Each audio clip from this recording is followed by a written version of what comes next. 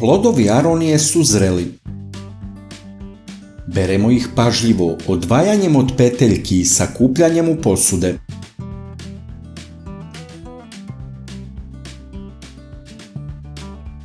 Sveže bobice nisu baš idealne za jelo, zato se od njih uvek priprema nešto po različitim receptima.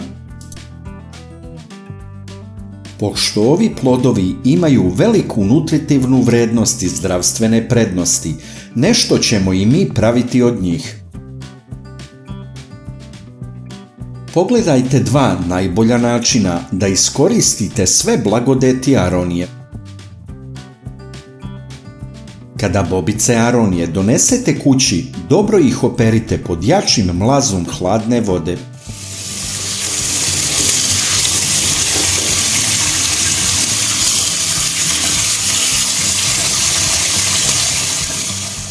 Zatim ostavite da se osuše.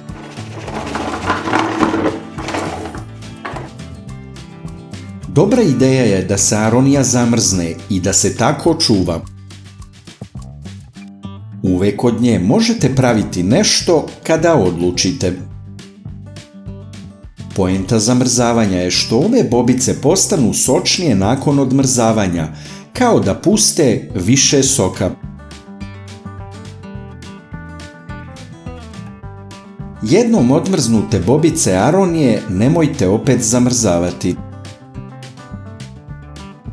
Danas pravimo tinkturu od aronije ili aroniju u rakiji.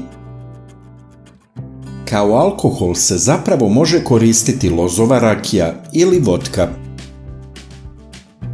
U staklenu posudu sastojke dodajte u odnosu 1:1, odnosno podjednaku količinu aronije i rakije ili vodke.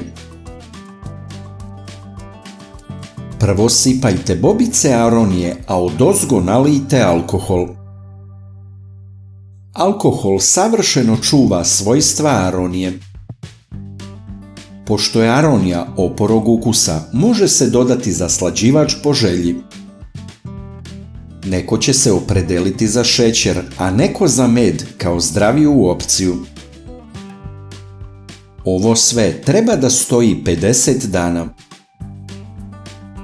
Na svakih par dana promućkajte. Nakon predviđenog vremena procediti. Uzima se 3 puta na dan po kašičica razmućena u čaši vode. Zbog prisustva alkohola ne preporučuje se trudnicama, dojiljama i deci ispod 12 godina.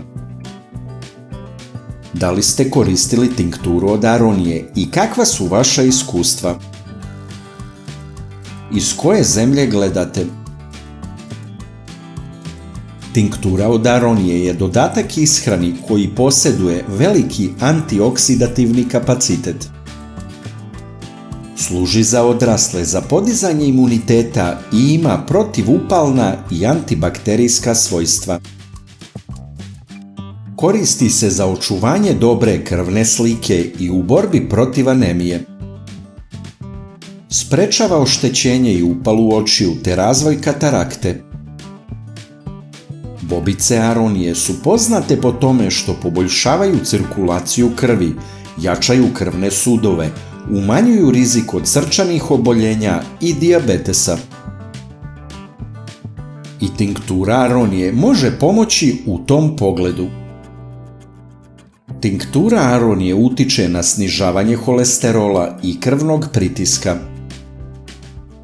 Interesantno je da se tinktura aronije može koristiti iz polja za dezinfekciju i brže zarastanje rana.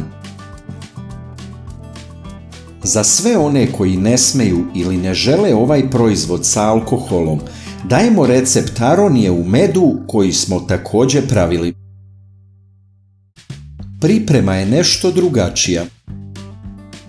Aronija prvo treba da se suši 3 dana u tankom sloju, da delimično dehidrira. Zatim se njom pune tegle.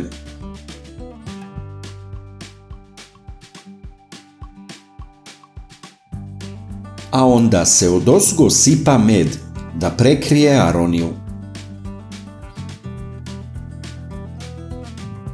Med čuva svojstva aronije i unapređuje ih. Od kvaliteta sastojaka zavisit će i kvalitet dobijenog proizvoda.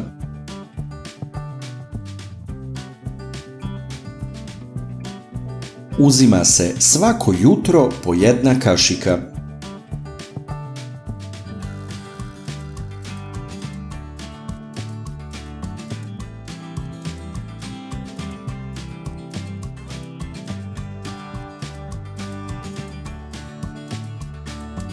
Najlakši način da podržite naš rad je da lajkujete video.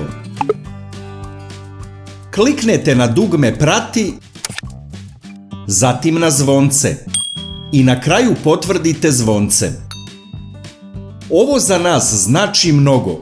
Hvala vam na podršci.